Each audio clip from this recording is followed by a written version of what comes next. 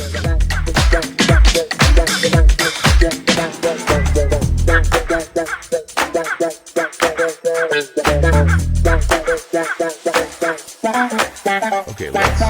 let's unpack this. You've sent us a stack of sources, articles, reports, research, all digging into a really specific question. Yeah, about why energy costs are so high in the Philippines, especially, compared to other places, and how fossil fuels fit into that picture. Exactly. So our mission here in this deep dive is basically to sift through all these sources you sent. And pull out the key takeaways, the really important bits, give you a kind of shortcut to understanding this whole complex situation. We'll look at the costs themselves, why your sources say they're so high. And the role of things like the energy mix, the grid, all that stuff. So let's start with the bottom line then. Based on these materials, how do electricity costs in the Philippines actually stack up? What are people paying? Well, it's pretty striking when you see the numbers side by side.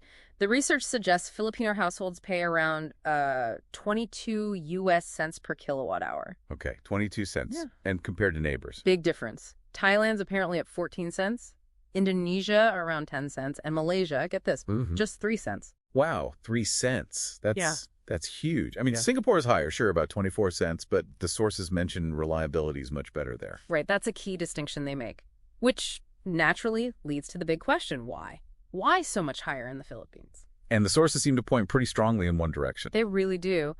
Consistently, they highlight this heavy reliance on imported fossil fuels, like coal, natural gas. How much are we talking? The data in your sources indicates about 78% of electricity generation comes from these fuels. 78%. And since they're imported, that means the Philippines is exposed to, well, volatile global prices. Precisely.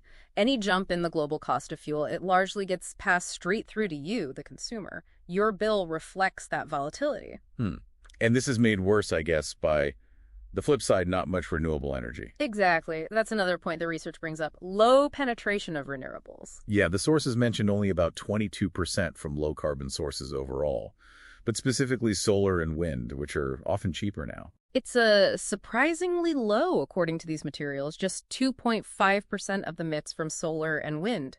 Much lower than ASEAN averages, let alone global ones. And countries using more renewables often see more stable prices, don't they? Because the fuel cost is, well, zero once they're built. That's the idea. And, one study you provided suggested that more renewables could potentially cut wholesale power prices, that's the pre-retail price, by maybe up to 30%. 30% reduction potential. Yeah. That's significant. But it's not just the fuel mix, is it? The sources mentioned other things, too. No, definitely not. Infrastructure is another big piece. Things like not enough generation capacity sometimes, and also issues with the transmission grid, old lines, inefficiencies. Which leads to power losses, I assume, but also outages, more blackouts. Exactly. And frequent outages force people, businesses especially, to use expensive backup power, often diesel generators. Right. And the cost for that backup is astronomical, isn't it? I saw figures like 90 cents to over $1 per kilowatt. Yeah, incredibly high.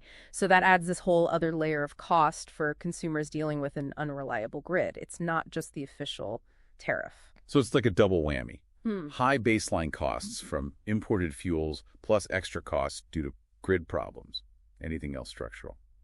Yeah, a few other things pop up in the research. Certain power contracts like take-or-pay deals were mentioned, taxes and fees on bills, obviously. And some sources also point to maybe a lack of strong competition in parts of the power sector. Okay, so pulling this all together then, based purely on the sources you gave us. The picture seems pretty clear, right? Yeah.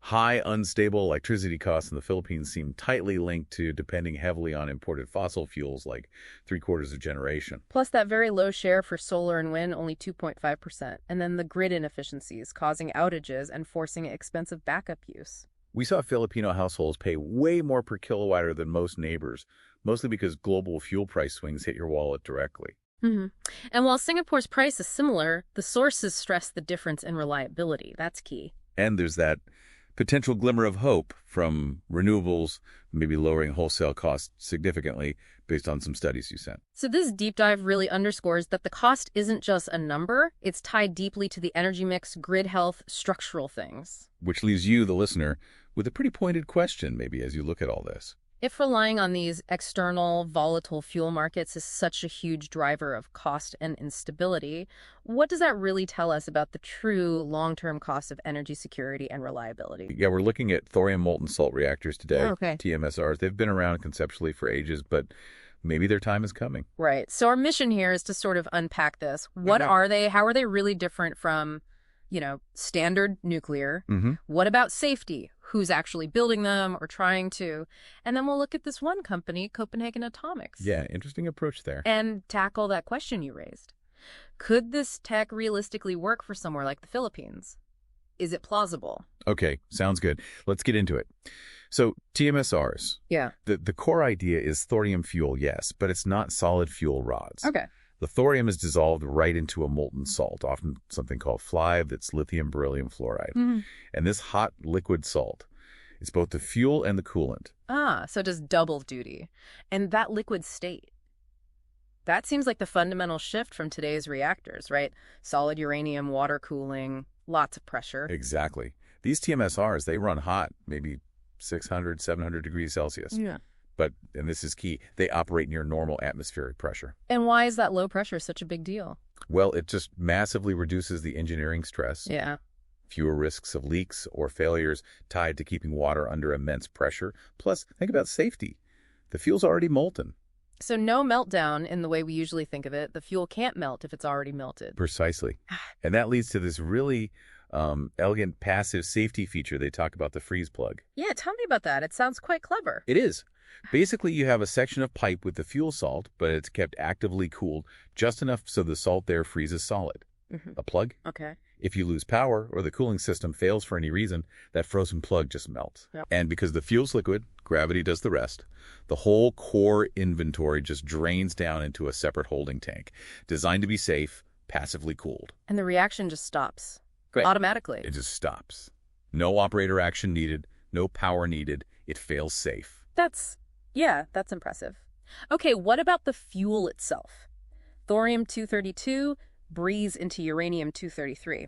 More common than uranium, the sources say. Right. And being liquid opens up possibilities for the fuel cycle and waste too. You can continuously process the salt while the reactor is running. Processing it, you mean cleaning it? Sort of, yeah. Pulling out the fission products, the radioactive byproducts that build up. Instead of letting them build up inside a solid rod until you have to replace the whole thing? Exactly. You remove them online. This means you get much more energy out of the fuel, higher burnup, they call it. And critically, you end up with less long-lived nuclear waste compared to processing solid fuel batches. Okay, so potential advantages there. Where's this actually happening? I know Oak Ridge in the U.S. did early work decades ago. Yeah, back in the 60s. But today, China is really considered the front runner. They've got a major national program. Really? Oh, yeah. Serious investment. The U.S., Japan, Russia, others are involved too. But China's timeline seems most ambitious. Maybe pilot plants in the 2030s, 2040s. Commercial stuff, probably later. There are still big hurdles. Like what? Material science, mainly. Mhm. Finding stuff that holds up to that hot, corrosive, radioactive salt for decades. And just, scaling everything up reliably. Gotcha. Okay, let's zoom in on that Danish company you mentioned earlier, Copenhagen Atomics. Their angle sounds different. It really does. They're all about mass production. Small modular reactors, SMRs, but taken to an extreme. Their goal is like assembly line production, maybe one reactor a day, A reactor a day? designed to fit inside a standard 40-foot shipping container. That's the vision. Wow, containerized nuclear power. What's special about their design that lets them think like that? Well, they use heavy water as a moderator, not graphite, which they say avoids some material lifetime issues. But they keep the core TMSR benefits. That continuous salt circulation, removing fission products online, all within that compact, containerized unit. And they can use old fuel. The sources mentioned something about spent fuel from conventional reactors. Yeah, that's a potentially huge selling point. Yeah. They claim they could take existing spent fuel, which needs storing for maybe 100,000 years, and burn it down so the remaining waste only needs managing for like 300 years. That would be a game changer for the waste problem. Absolutely. Tackles a major public and industry headache. And they see these 100 milliW thermal units as modular building blocks, Lego bricks, they call them, not just for electricity, but maybe industrial heat, making green ammonia, stuff like that. Okay, so let's bring this back to the listener's context. Thinking about a place like the Philippines Islands' growing energy needs, Does this modular, potentially safer, mass-produced TMSR concept actually seem plausible? Medium to long term, I mean. Well, the characteristics certainly look appealing, don't they? Modularity fits archipelago geography. Enhanced safety addresses public concerns. If mass production really brings down costs per unit, theoretically it lowers the barrier compared to giant custom-built plants. So the tech itself might be a better fit for wider adoption. It could be. However, and this is a big however, the tech readiness is just one part. There are massive practical hurdles. Like? Money, first off.